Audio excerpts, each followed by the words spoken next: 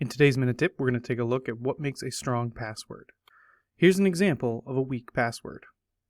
What is my password? A secure alphanumeric one, I hope. People think that just varying the case and adding a number is enough to keep would-be hackers at bay, but the truth is that's just the floor, not the ceiling. I have a very secure password, okay, Colin Robinson? My password is an impenetrable fortress. That's it, impenetrable fortress. So what should a good password have? Well, it should be alphanumeric. It should have upper and lowercase letters. It should also have special characters. But most importantly, it should be an easy-to-remember phrase to you. Let's take a look at the recipe for a good password. Let's start with the phrase. We'll take the chorus from the song Take On Me by a-ha. We've parsed that phrase with all of the first letters of each word.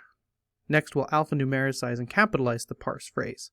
You can see I've capitalized the T's and the B, and I've replaced all the O's and I's with zeros and ones, and I've taken the T for the word to and turned it into a 2.